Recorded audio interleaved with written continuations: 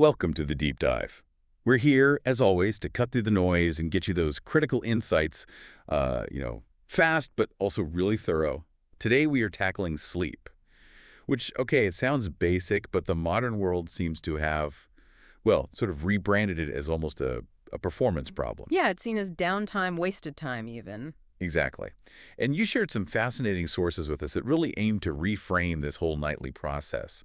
So our mission today isn't just, basic sleep hygiene tips. No, not at all. We want to dive into this perspective that pulls sleep out of that box, passive inconvenience, and elevates it, makes it into something, well, the source calls it a genuine restorative practice. A sacred practice, even. Right, a sacred practice. But there's a conflict here, isn't there? The source says it pretty starkly. A war has been waged on sleep. Mm-hmm. It really highlights that hustle culture mindset. Where being exhausted is like a badge of honor. And the only way to succeed is to basically cut down on rest. Which is where the counter-argument comes in, and it's quite powerful. The source is really insisting that sleep isn't just this void, something to be hacked or minimized. Right. It's positioned as this active, intelligent process, an essential nightly pilgrimage, actually. And crucially, it requires our collaboration. Collaborating with rest.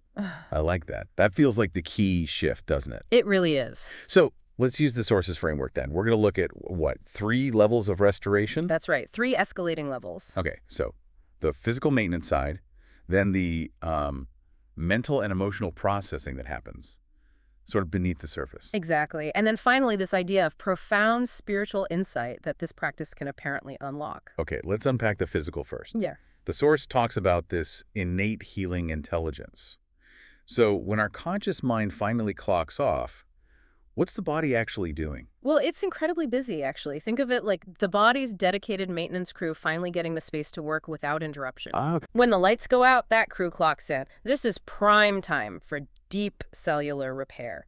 Tissues get mended, muscles are rebuilt, growth hormones are released. All this crucial stuff happens while you're consciously, out of the picture. And the brain, too. Right. It's not just switched off. It's doing some serious housekeeping. Precisely. And this is where biology connects to that bigger idea.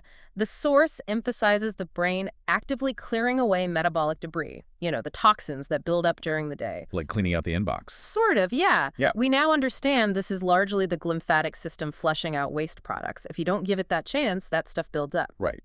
That makes sense. So sleep is preparing the entire system for peak performance the next day. And that idea of cooperating with this innate healing intelligence, it just means getting out of its way, letting it do its job. Okay, that clicks on a purely physical level. But let's move up a level. The source says the brain isn't off. It just shifts into a different state of consciousness. For mental and emotional work, how does that tackle the constant information overload we all face? Well, it basically acts as the ultimate sorting and filing system.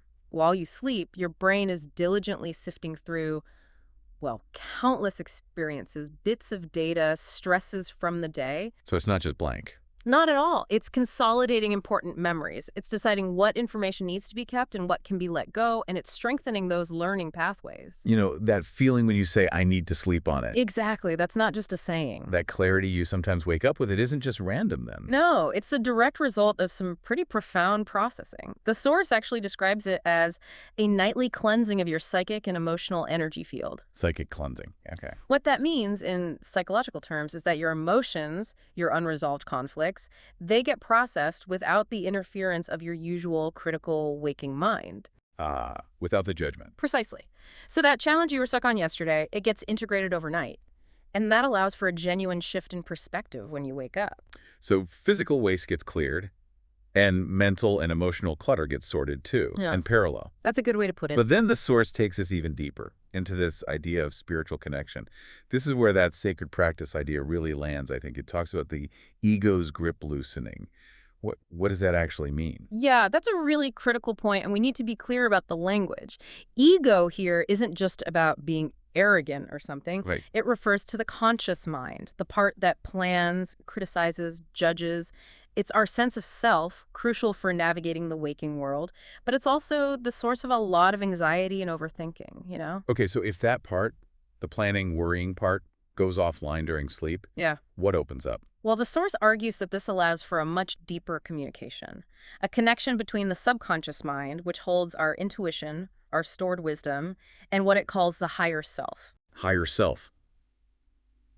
Okay, that might sound a bit out there for some listeners. And that's fair. For someone who prefers a more rational lens, you could maybe think of it as connecting with your unburdened, creative, non-linear thinking self, the part that isn't constantly analyzing. Does the source give specific examples? How does this deeper wisdom actually show up? Yes, explicitly through dreams. Dreams are presented not as random firings, but as the soul's language, essentially, speaking in symbols and metaphors. So meaningful. Very much so, according to this view. They're seen as the subconscious processing things and communicating potential solutions, revealing hidden fears you might not even be aware of consciously, and sometimes presenting really elegant answers to problems that your analytical mind just couldn't crack during the day. So sleep becomes, what was the phrase? A sacred portal to your own inner wisdom. Exactly. And when you start seeing it that way, it changes everything, doesn't it? Yeah. If you genuinely believe sleep is this intentional journey to access wisdom, you stop treating it like just downtime you have to get through. precisely, it shifts the entire relationship. Okay, so bringing this quite deep philosophy back down to earth, back to our daily lives. The source is pretty insistent that the quality of this nightly journey, well, it's decided way before your head actually hits the pillow. Absolutely. It's not just about the sleep itself, but the preparation. So if we want to cooperate with this innate intelligence, as the source puts it, what are the practical steps? What are these rituals it recommends?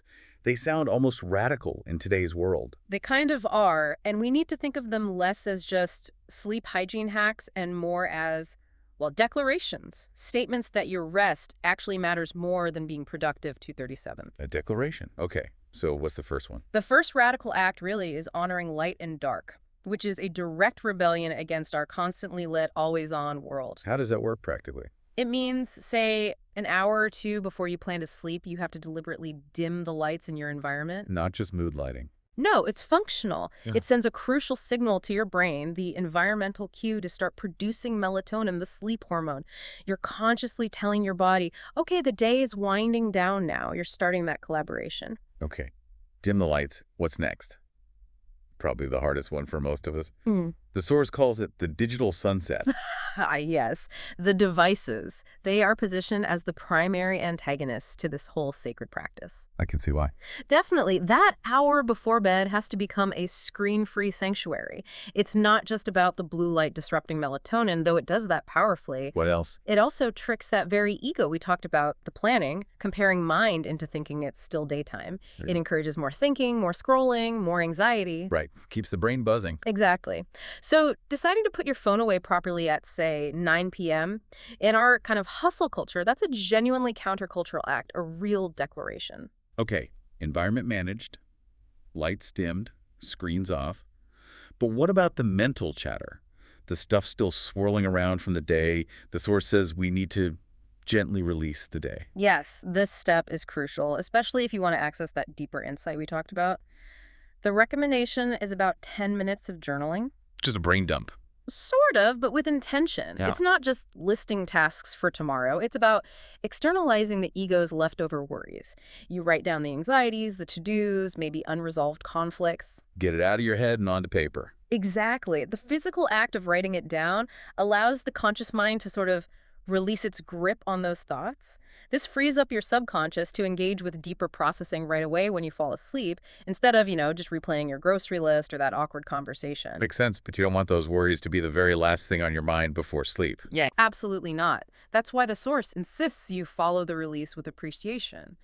Right after you've offloaded the negative or stressful stuff, you deliberately write down, say, 3 specific things you felt genuinely grateful for during the day. Shifting the focus. Precisely. Ending your waking hours consciously focusing on gratitude shifts your whole nervous system. It encourages that parasympathetic, calm state, the rest and digest mode, which is the ideal precursor to deep sleep. Okay, so environment, mind. Yeah. What about the body itself? Signaling safety, transitioning out of that go-go-go mode. Yeah, the final step before actually lying down is engaging the senses to signal relaxation and safety. You need to shift out of the fight or flight that modern life constantly triggers. Like specific examples. Deliberately. So maybe sipping some warm, caffeine-free herbal tea like chamomile or valerian, taking a warm bath, maybe with Epsom salts, listening to some gentle ambient music, no lyrics, or using calming scents like lavender or chamomile essential oils. Things that feel soothing. Exactly. These aren't just nice things to do. They are intentional anchors. They bring you into the present moment, into your body, and signal to your nervous system that it's safe to let go and transition towards rest. And then the very last piece, as you're actually lying down in bed, setting an intention, consciously acknowledging this journey you're about to take. Yes, the intention is that final moment of conscious collaboration. The source suggests something simple, like placing a hand on your heart and silently stating your intention for the sleep period. Like what? Maybe something like, "May my sleep be deep, peaceful, and restorative tonight." Or, "I am open to receiving the healing, guidance, and wisdom I need while I sleep." You're basically affirming that this isn't just passive time. It's an active, intelligent process you're participating in. Okay, so let's try and summarize this deep dive then. The core argument from the source material seems to be that choosing to honor your need for deep, intentional sleep, especially in a society that seems to, well, glorify exhaustion, is actually a pretty radical act. A revolutionary act of self-love, as the source puts it. Right. It's like affirming that your well-being, your inner balance, actually matters more than just constant, relentless productivity. And when you start approaching your rest that way, not just as a biological chore you have to do, but as this deliberate, almost sacred ritual, the potential payoff is huge. Levels of physical healing, emotional clarity, maybe even insights that are simply, well, they're just not available when the planning, anxious ego is constantly running the show. It reframes the whole thing. Completely. So the invitation from the source, really, for you listening, is quite simple. Try designing your own small, sacred sleep ritual this week. Just start small. Yes. Identify just one small, peaceful activity you could realistically introduce into that last hour of your day. And maybe one key disruptor, probably a screen that you could commit to removing from that last hour. Just try it. So if treating rest like this, like an intentional ritual, really does open you up to potentially profound insight and guidance, maybe the final thought to leave you with is this: what deeper wisdom, what clear solutions might you have been missing out on by consistently rushing through that last hour of your day, stuck in that perpetual hustle mode? Maybe it's time to commit to finding out what your subconscious has actually been trying to tell you all along.